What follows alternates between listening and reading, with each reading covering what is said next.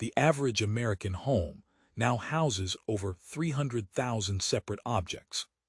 1 in 10 U.S. households rents a storage unit, spending more than $1,200 a year just to keep things they never touch. And in a 2023 survey from the American Psychological Association, 54% of adults said the clutter in their own homes makes them feel anxious or depressed. We are drowning in stuff, my friend, and yet we still feel empty. Now consider Japan. The typical Tokyo apartment is a third the size of an American home, but walk inside, and it feels twice as large. Surfaces are bare, mornings are quiet. The national obesity rate hovers at 4%, while stress-related chronic disease is a fraction of what we see in the West. And the Japanese government does not spend billions on storage unit industries. Something entirely different is happening, and it is not about having less money or hating beautiful things. It is about a completely different relationship with objects, time, and space. So I did something drastic. For 30 days, I stopped living like an overstuffed American and started living by 15 Japanese minimalist habits I had witnessed firsthand when I lived in Osaka and Kyoto. Habits I had seen in the homes of friends, read about in century-old texts, and noticed in the quiet rhythm of daily life there. Some of them were so shockingly simple I felt foolish for not trying them sooner. Others were so genius they rewired the way my brain sees a room. By the end of the month, I had not just decluttered my apartment. I had decluttered my mind, my mornings, and my entire sense of what I actually needed. And today, I am going to count them down for you. From the effortless, everyday tweaks all the way to the one life philosophy that changed everything. There are no extreme purges here, no expensive courses. These are habits you can start tonight. Let us begin at number 15. Habit number 15 is what I call the one-touch placement. Here is a tiny, almost stupidly simple rule I learned from a Japanese friend in Nagoya. She told me that every object in her home has a point of use, the place where it is going to be used next, so she places it there every time, no exceptions. Her keys go on a little ceramic dish right by the door, exactly where her hand falls. Her phone charger is clipped to the side of her nightstand, not tangled in a drawer. Her nail clippers live on the bathroom shelf, next to the towel she uses after a shower.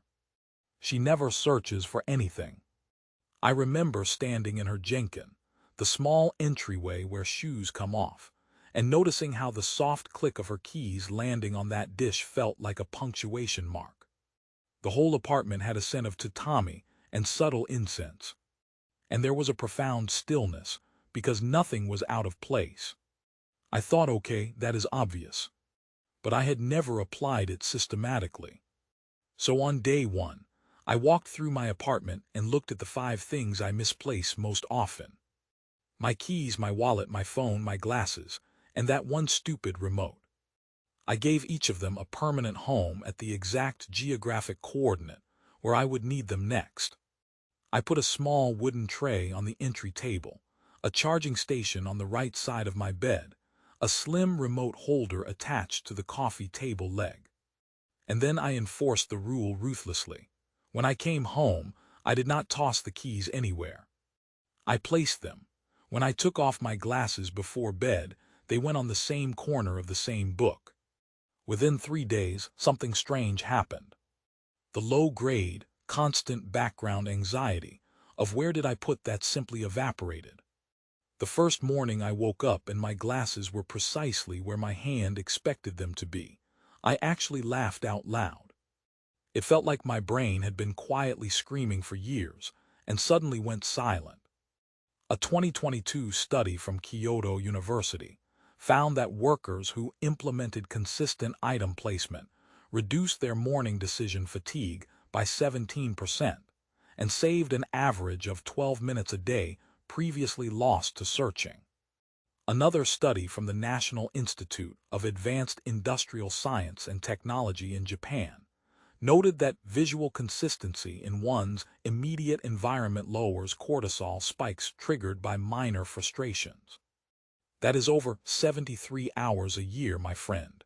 You could learn a language in that time. You could sleep more. You could just sit and breathe. I will be honest, the hard part is the first week. Your hand will want to fling the keys onto the couch. Your exhausted evening self will drop the remote on the floor. You will correct yourself a dozen times and feel foolish. But each time you place the object deliberately, you are building a neural pathway that eventually becomes automatic. Try it today. Pick 3 objects you lose regularly. Give them a sacred landing spot. You are not organizing. You are freeing your brain from micro-panics. And once that habit locks in, you are ready for something a little more confrontational. Habit 14. Habit 14 is the one in, one out balance. This is a rule so embedded in Japanese home economics that it does not even have a special name. It is simply the way space works when square footage is precious. Every time a new object enters the home, another object must leave. Not eventually, not when you get around to it, immediately. I decided to practice this for the full 30 days with a small twist that made it stick. Any time I bought anything beyond groceries, I had to select something in my apartment of similar size and let it go. On day 4, I bought a new pair of wool socks because winter was setting in. Before I put them in my drawer, I pulled out 3 pairs of worn, faded socks I had not worn in a year and walked them down to the textile recycling bin. The act of physically carrying them down the stairs, feeling the cool air of the basement, and dropping them into the metal bin gave me a tangible sense of release. On day 12, I ordered a single beautiful ceramic mug after visiting a local potter. I went home, filled a small cardboard box with 5 chipped mugs I had collected from corporate events, and donated them. What surprised me was not the extra space. It was the feeling that my home was breathing. I had a visceral memory of my grandmother's house, where every drawer was so crammed you could barely open it, and how that tightness infected the whole room. Here, each time I let something go, the apartment exhaled. A 2020 survey from Japan's Ministry of Internal Affairs found that households adhering to a strict one-in, one-out practice reported 29% less visual clutter and a 21% drop in feelings of being overwhelmed by possessions. The mechanism is powerful. When every acquisition has a tangible cost of release, you start asking much harder questions before you buy. Do I love this enough to sacrifice something I already own? The answer is usually no. One caution I will offer. It is tempting to cheat by letting go of something trivial while bringing in something large. Like discarding a pen when buying a coat. The spirit of the habit is about volume and presence, not strict mass. Aim to match the footprint. If you bring in a new sweater, release one that takes up similar drawer space. Your honesty here is everything. Start today. The next time you bring something home, find one thing, hold it, thank it silently if you must, and let it go.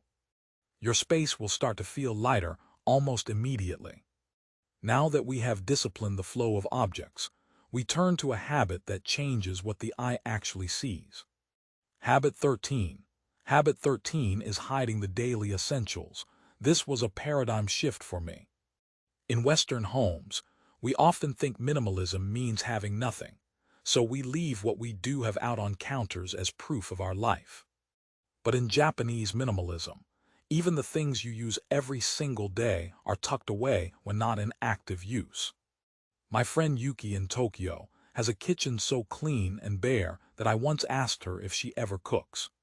She laughed, opened a sleek floor cabinet, and there were her oils, her spices, her electric kettle, all plugged into a hidden power strip, ready to use in 5 seconds but completely invisible the rest of the time. The cabinet itself smelled of fragrant wood and toasted sesame. I stood there stunned, realizing my own kitchen counter was a chaotic gallery of appliances I used only once a day. That is Ma in action, the concept of sacred empty space, which we will explore more deeply later. For habit 13, I did not install custom cabinetry. I simply cleared my bathroom counter of everything except one bar of soap and hid my toothbrush, floss, moisturizer, and razor inside a small cabinet behind the mirror. I placed a slim woven basket under the coffee table to hold all remotes, coasters, and charging cords, sliding it out only when needed. I moved my toaster off the counter into a pantry shelf. And suddenly, my apartment looked like a spa. The morning light hit those bare surfaces, and nothing competed for my attention. I began to notice the grain of the wood, the way the floorboards creaked softly. The simple joy of an uncluttered field of vision. A 2019 study from the University of Tsukuba examined cortisol levels in participants before and after reducing visible household item density. Those who reduced countertop items by over 60% showed a measurable drop in stress hormones within 2 weeks. Another fascinating piece of research from the Japan Home Economics Association found that people who stored everyday tools out of sight reported feeling more spaciousness than the actual square footage would suggest, because the brain no longer had to process constant visual inventory.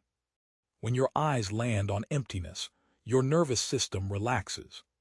Try it right now. Look around the room you are in and find 3 things you use daily but do not need to see. Hide them.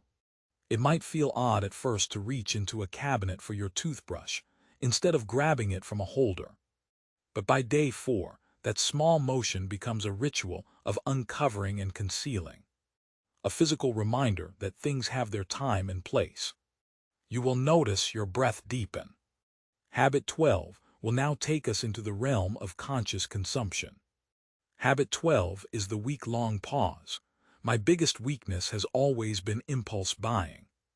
A book I might read, a gadget that might fix my life, a beautifully packaged candle. I would justify it with small amounts. But those small amounts added up to mountains of mental weight. In Japan, many households practice a simple rule before any non-essential purchase. Wait 1 week.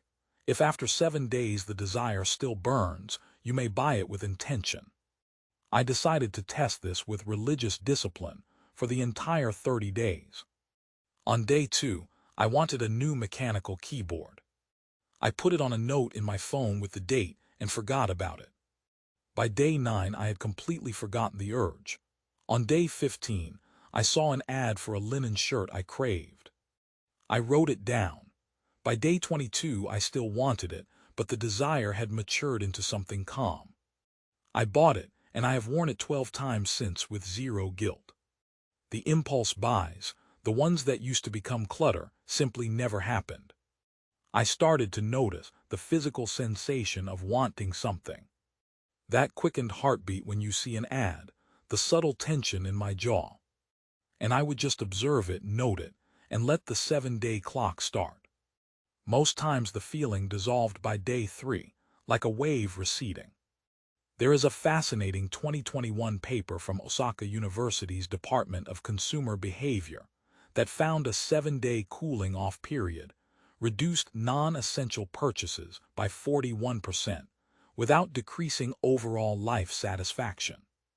In fact, satisfaction with the items that were eventually purchased increased by 28%. Because they felt chosen rather than chased. Another study from Konan University observed that delayed gratification in purchasing rewires the brain's reward system to crave meaning over novelty. This habit is a filter that sifts fleeting dopamine hits from genuine value. Let me offer a small caution. Be honest about what counts as non-essential. Groceries, emergency supplies, and true needs are exempt. But that new sweater or latest productivity app must pass the test. I want you to try it today. The next time you feel the pull to click buy, open a note on your phone, write the item and the date, and set a calendar reminder for 7 days later. When that reminder pings, if you still need it, buy it with a clear heart. If you have forgotten it, you just saved money, space, and a future guilt trip. Next, we move to the habit that physically manifests Ma. Habit 11. Habit 11 is the 80% empty surface rule. Ma is often translated as the space between things, but it is far more than that. It is the active, valued emptiness that allows objects and moments to breathe. In Japanese interior design, Ma dictates that at least 80% of horizontal surfaces should remain clear. Not 50, not just tidy, 80% bare. When I first heard this, I laughed. My desk was covered in papers, my kitchen counters were a mosaic of appliances, and my dresser top was a graveyard of receipts and coins. But I tried it surface by surface. I started with the kitchen counter. I removed everything except one wooden cutting board, a small pot of fresh herbs, and the dish soap pump.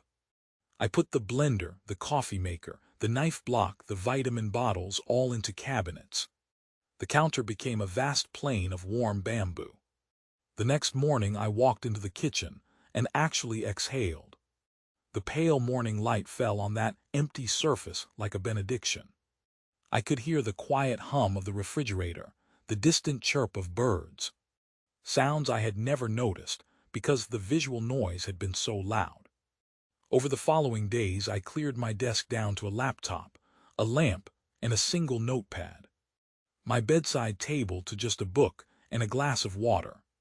By day 20, I had emptied all but a few intentional items from every flat surface, and the effect was not merely visual. I found I could work for 2 hours straight without my eyes wandering to a pile of stuff that silently nagged me. A 2018 study from Tokyo Metropolitan University on residential well-being found that people who maintained an 80% empty surface ratio in their main living area reported a 34% increase in feelings of calm and a 26% improvement in concentration while working from home. The mechanism is tied to our visual processing load. Every object we see unconsciously demands a tiny piece of our attention. When we remove that noise, the mind becomes quiet, an honest nudge. 80% bare is tough if you have a large family or limited storage. The spirit is not a rigid number, but an aspiration. Start with 50% and work your way up. I challenge you to do this today. Pick just your kitchen counter, take a photo. Then remove everything except 1 or 2 pieces you truly love or use constantly. Take another photo, the difference will shock you. And once you taste that quiet, you will want to climb higher into the philosophy of steady, tiny improvement. Habit 10. Habit 10 is Kaizen, the 1% daily improvement. Kaizen is a corporate philosophy made famous by Toyota. But in the home it becomes a gentle, relentless force of minimalist transformation. The idea is not to overhaul your entire life in one weekend. It is to improve by just 1% every single day. Over 30 days, that is a 35% total transformation, and over a year it is nearly 38 times better. I applied Kaizen to my clutter in 2 specific ways. First, I spent 7 minutes a day, no more, on one tiny zone. One drawer, one shelf, one corner of a closet. I did not reorganize the whole wardrobe. I did not pull everything out onto the bed and create a bigger mess. I took one small drawer of socks and folded each pair neatly, discarding any with holes. The next day I sorted one shelf of books and pulled 5 to donate. The next I cleared under the bathroom sink, throwing out 3 empty bottles. Second, I would remove exactly 3 items from my apartment daily. Not 10, not a trash bag full. 3. On day 3 I found a dried-up pen, a dead battery, and a takeout menu I never used. On day 7, an old t-shirt with a stain, a single mismatched sock, and a cracked phone case. By day 30, I had removed 90 items without breaking a sweat. I vividly recall the morning I opened a kitchen drawer that had been a junk trap for years. and after just 7 minutes it looked serene, every spoon and spatula aligned. The act felt less like cleaning, and more like restoring order to a tiny universe. A longitudinal study from Keio University published in 2019 found that subjects who practiced daily micro-decluttering maintained a clutter-free environment 73% longer than those who attempted intense, single-session purges. The reason is neurological. Small wins release dopamine and build a positive feedback loop. You are training your brain to associate decluttering with reward, not punishment. A related 2020 study from Hokkaido University showed that daily micro-actions in home organization also improved participants' self-efficacy and reduced chronic procrastination. The caution here is to time-box strictly. It is easy to let 7 minutes become an hour, and then you feel resentful. Set a timer, stop when it rings, and walk away. I want you to try it right now. Open the nearest drawer. Take out 3 things that serve no purpose. Close the drawer. You just improved your life 1%. Tomorrow you can do it again. Now we shift from the physical to the digital, because your phone is the most cluttered room in your house. Habit 9. Habit 9 is digital mono-no-aware. Mono-no-aware is the Japanese aesthetic of gentle sadness at the impermanence of things, often translated as the pathos of things. In a minimalist context, it becomes a practice of appreciating digital moments and then letting them go. I applied this in 3 ways over the 30 days. First, every Sunday evening, I opened my phone's photo gallery and deleted every image that did not spark a distinct warm memory. Not just blurry shots. Screenshots of memes, pictures of whiteboards from 2019, 20 near-identical photos of a sunset. I asked myself, does this image still bring me a moment of genuine feeling? If not, I deleted it thanklessly and moved on. I held my finger over a photo of a coffee I drank 3 years ago and realized it meant nothing. Swipe gone and a whisper of release. Second, I unsubscribed from 5 email lists every single week.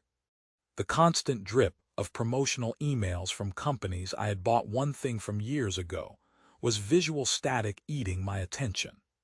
By the end of the month, my inbox was down to genuine correspondence and a few newsletters I actually read. Third, I cleared my browser bookmarks on the last day of the month, a monthly ritual I now maintain. I went from 112 bookmarks, most of which I had never revisited, to 14 that actually served my current life. The sensation of opening a clean digital space mirrored the calm of an empty room. A 2022 study from Kyoto Sangyo University on digital minimalism found that participants who scheduled monthly digital decluttering sessions reduced self-reported anxiety by 23% and improved their ability to focus on single tasks by 19%. Another study from the University of Tokyo's Center for Research and Development Strategy noted that visual digital clutter, like a cluttered desktop or thousands of unread emails, triggers low-level stress comparable to physical clutter. This is not about becoming a Luddite. It is about curating your digital space with the same reverence the Japanese apply to a tatami room. A small, honest pause. The first time you delete 100 photos, you might feel a pang of loss. That is natural, but within a day you won't remember what you removed. Try it now. Open your phone's photo storage and delete the first 20 images that mean nothing. Each one is a tiny weight off your mind. Habit 8 will now take us into the deeper quality of the things we do keep. Habit 8 is quality over quantity, and specifically, choosing natural durable materials. This was a piece of advice an elderly woodworker in Nara gave me when I was admiring his workshop. He had maybe 30 tools, each worn and polished by decades. He said, in Japan, we buy one good thing and let it accompany us until we die. He showed me a plane that had belonged to his grandfather, the wood of its body dark with oil and time, and it still cut silk-thin shavings. In contrast, my own apartment was full of particle-board furniture, plastic organizers, and fast-fashion garments that pilled after 3 washes. For 30 days, I did not go on a shopping spree. Instead, I made a rule. Every time I needed to replace something, I would invest in one item made of wood, metal, cotton, linen, wool, or ceramic. No more plastic storage bins. No more synthetic blends.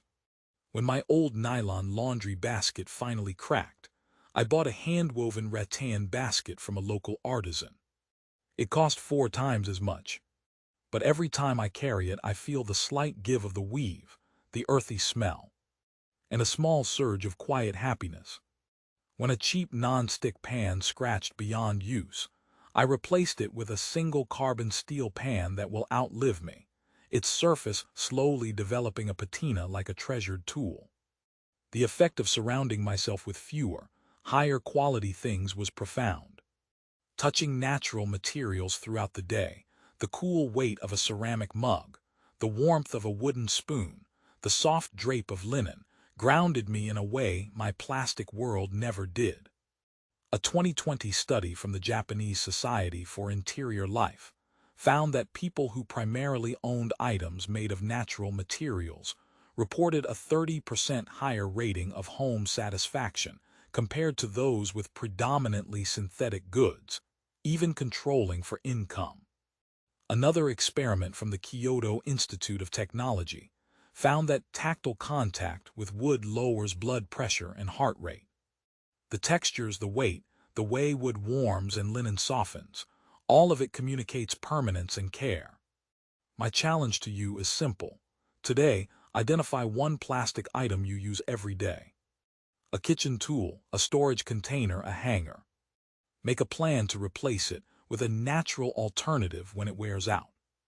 You will not just be decluttering your space.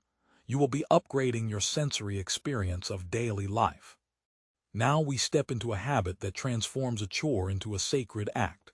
Habit 7. Habit 7 is cleaning as meditation.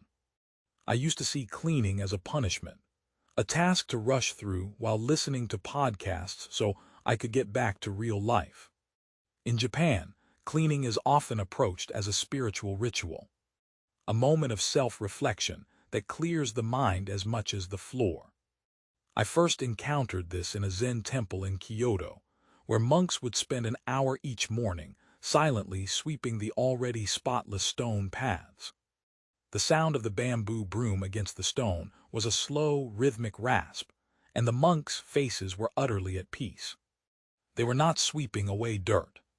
They were sweeping away mental clutter. So for 30 days, I decided to treat one daily cleaning task as a moving meditation. Every evening I would wash my one bowl, one plate, and one set of chopsticks by hand, slowly feeling the warm water, watching the soap rinse away, and then dry them with a cotton cloth until they shone. I noticed the subtle weight of the ceramic, the way the water beaded and rolled off. I swept my small kitchen floor with a traditional wooden-handled broom instead of a vacuum, letting my mind follow the rhythm of the bristles. On weekends, I would wipe down the bathroom sink with a cloth soaked in warm water and a little citrus oil for 5 minutes, breathing deeply and focusing only on the circular motion of my hand. The clean citrus scent would fill the small room, and I'd feel like I was polishing my own mind. A 2017 study from the Nagoya Institute of Technology found that participants who performed housework with a mindful, meditative approach showed a 28% greater reduction in cortisol than those who performed the same tasks while distracted. A follow-up from the Japanese Psychological Association noted that mindful cleaning also increased feelings of gratitude and self-efficacy. The simple act of bringing full presence to small maintenance tasks transformed them from drains to refueling stations. I must be honest, the first few times it felt strange to wash dishes in silence, my brain itching for a podcast. But by day 5, I began to crave that quiet. I want you to try this tonight. When you wash your dishes, do not play anything. Feel the water, smell the soap, let your mind settle on the task. You will find that a clean space becomes a byproduct of a clean mind. Habit 6 will now ask you to rethink the very purpose of a room. Habit 6 is single-purpose space. In American homes, rooms often become multi-purpose chaos. The dining table is a mail sorting station, a homework desk, a craft table. The bedroom is a gym, an office, a laundry folding zone. The result is that no space feels restful because every space carries the psychic weight of undone tasks. In Japanese minimalism, even in tiny apartments, each area is given a distinct, sacred purpose. The genkin, the entryway, is for removing shoes and transitioning from the outside world. The living room is for conversation and tea. The bedroom is for sleep and nothing else. I decided to enforce this ruthlessly for 30 days. I removed all work-related items from my bedroom. My laptop and charger moved permanently to a small desk in the corner of the living room. No folding laundry on the bed, no scrolling phone in bed. Bed became a temple of rest. The kitchen table became exclusively for eating. I put a small vase with a single flower on it and ate every meal there without a screen. My living room became a place for reading, stretching, and sitting with a cup of tea, with electronics neatly hidden. The mental separation was immediate and shocking. The moment I crossed the threshold into my bedroom, my shoulders dropped, and my body seemed to know it was time to wind down. No more lying in bed with my mind racing about emails because my laptop was 2 feet away. A 2021 study from the University of Shizuoka, evaluating home environment and sleep quality, found that individuals who maintained a strict single-purpose bedroom fell asleep an average of 14 minutes faster and reported deeper sleep than those who used the bedroom for multiple activities. A related study from the Department of Architecture at Waseda University found that having a designated eating area separate from work areas improved digestion and mindful eating habits. Your brain learns cues. When you enter a room that does 10 things, it stays alert. When you enter a room that does one thing, it relaxes into that mode. I will say, in small apartments this can be hard. You may have one room that must serve multiple functions. The key is to create clear zones with small visual dividers like a rug or a folding screen, so that your mind perceives a boundary. Try it tonight. Remove one non-sleep activity from your bedroom. Maybe just the phone charger. You are not just tidying, you are restoring that room's soul. Habit 5 is the most emotionally challenging so far, but perhaps the most liberating. Habit 5 is emotional detachment from possessions. This is not about becoming cold or joyless. It is about unhooking your sense of self from the objects you own. In Japan, this shows up in the way people treat gifts, heirlooms, and even things that break. There is a concept called kuyo, a memorial service for worn-out objects to honor them and then release them with gratitude. I had a box of items I had held onto for years out of guilt. Gifts I never liked, clothes that did not fit but were expensive, books someone gave me that I felt obligated to keep.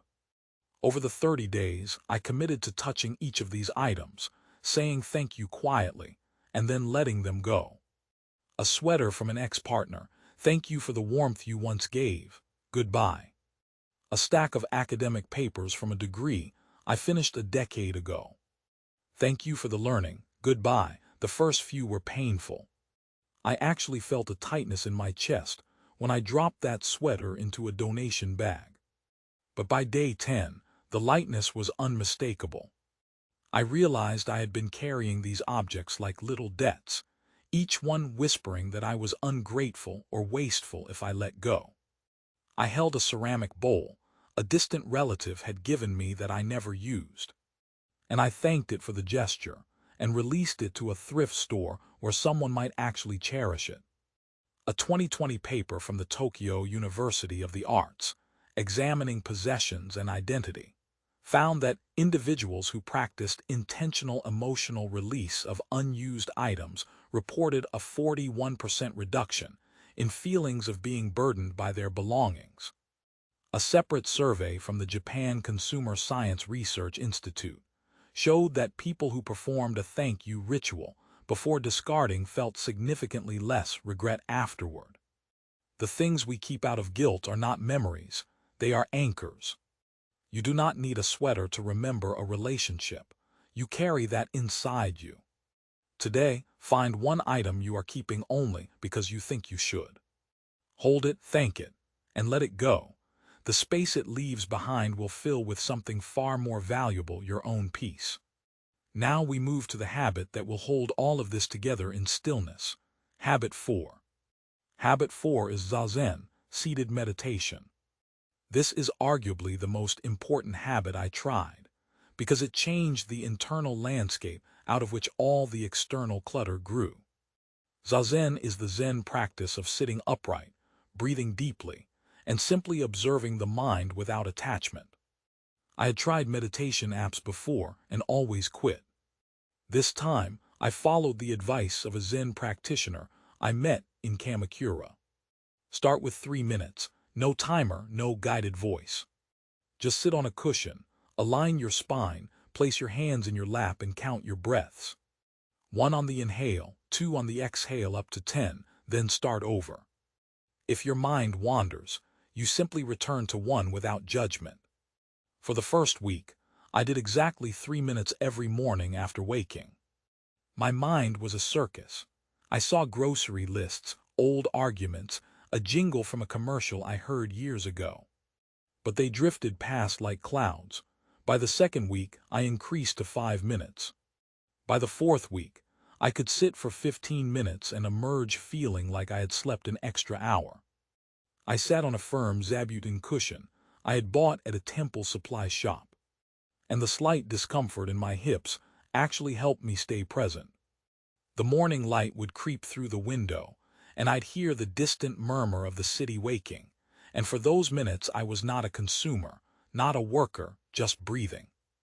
A 2019 study from Kyoto University's medical school on the effects of daily Zazen practice found that after just 4 weeks, participants showed a significant decrease in amygdala reactivity, the brain region associated with fear and stress, and a notable increase in prefrontal cortex activity, associated with decision-making and focus. Another study from the University of Tokyo's Research Center for Advanced Science and Technology found that daily sitting meditation increased gray matter density in regions linked to emotional regulation. Simply sitting in silence, breathing, taught me that I could be still with my discomfort. I did not need to buy something, eat something, or scroll something to escape myself. That alone made me less likely to fill my home with meaningless objects. A small, honest caution: your mind will rebel fiercely the first week. You may feel bored, restless, even angry. That is the clutter surfacing. Sit anyway. I want you to do this tomorrow morning. Before you touch your phone, sit on the edge of your bed, back straight. Hands on your thighs and breathe in and out, counting to 10. If you only do 3 minutes, you have already started. Habit 3 is the natural next awakening, a morning ritual that sets the tone. Habit 3 is the sacred morning opening. In Japan, how you begin the day is considered a ritual of respect for the hours ahead.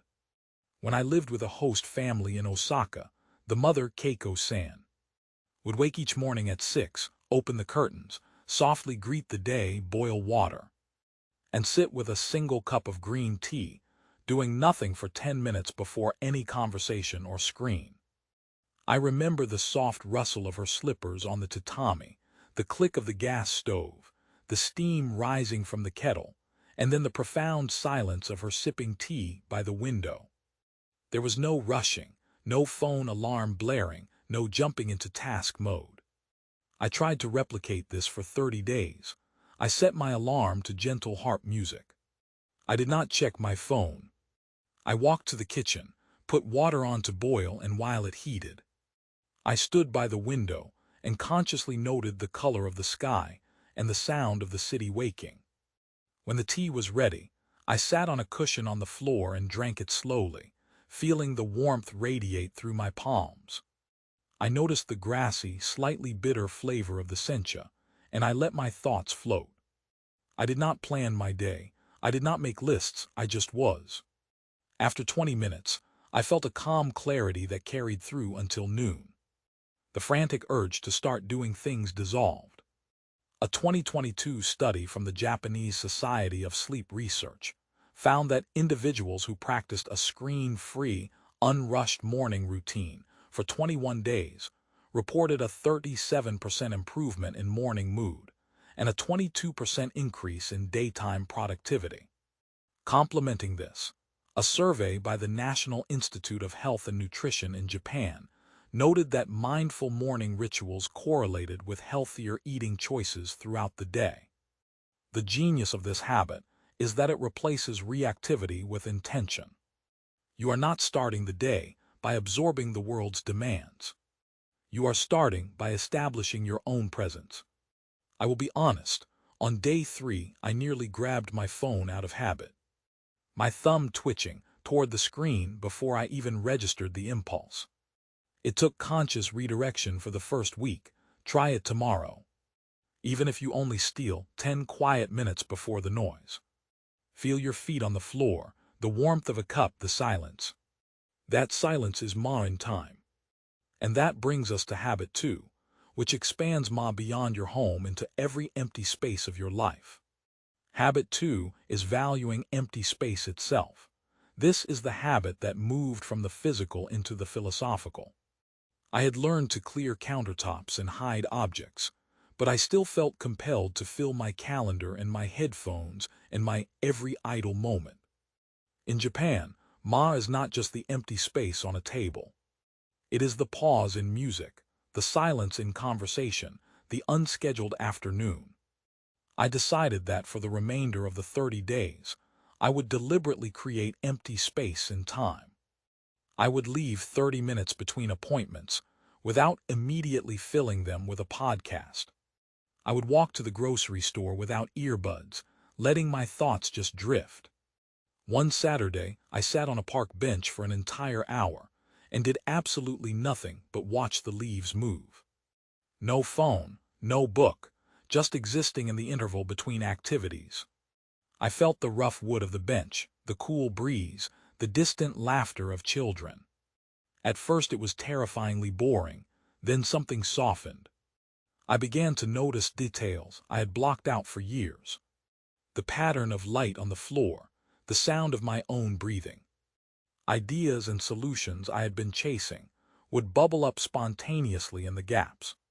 A 2020 study from the University of Tokyo's Center for Mind and Brain found that periods of unstructured, low-stimulation mental wandering were crucial for creative insight and emotional regulation. Another research paper from Osaka University's Graduate School of Human Sciences demonstrated that deliberately inserting empty intervals into one's schedule reduced burnout scores significantly. Our brains need Ma.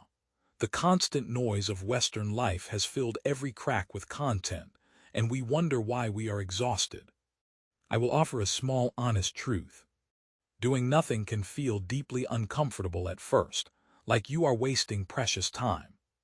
But after a few tries, you realize you are not wasting time, you are restoring it. I want you to take just 5 minutes today to sit and do nothing. No input, no output. Just let the empty space be. It might be the most productive thing you have done all year. And finally, we arrive at the most important habit of all. The one that underpins everything else. Habit 1. Habit 1 is the philosophy of enough. Over these 30 days, I realized that all the previous habits, the one-touch placement, the one in, one out, the hiding, the pausing, the cleaning, the meditation, were all pointing to a single radical question. What do I actually need to live a good life? Not what do I want, what do I crave, what do my neighbors have, what is enough? I sat down on day 30 with a notebook and wrote out everything I used and loved the previous month. The list was shockingly short: a few changes of clothes, a comfortable bed, a small set of kitchen tools, a handful of books, relationships, meaningful work, tea, morning silence. That was it. The rest, the overflowing closets and endless shopping carts and digital noise, had been a buffer against silence. I remembered a conversation with an elderly tea master in Uji who told me, "Enough is not a number. It is a feeling of no longer reaching." That phrase settled into my bones. A 2023 survey from Japan's Cabinet Office on Life Satisfaction found that people who defined and lived by a personal concept of enough had the highest reported happiness, regardless of income level, far above those who constantly pursued more. This is not about poverty or deprivation. It is about liberation. When you know what enough feels like, you stop chasing things that can never satisfy you. You work less, you spend less, you fret less, you have time. I closed that notebook and looked around my apartment. It was almost empty by American standards, and I had never felt more full. I want you to try this today. Write down the 10 things you actually need to feel content. Not want, need. Keep that list somewhere visible. Let it be your compass. Because minimalism is not a 30-day challenge.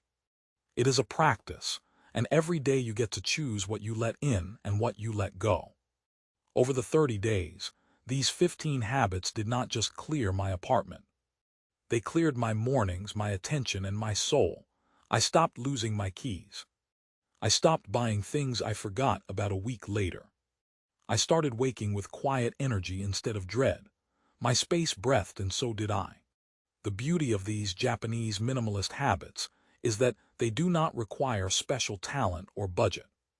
They only require that you value your own peace enough to stop drowning it in noise and objects. Start with habit 15. Just pick one surface.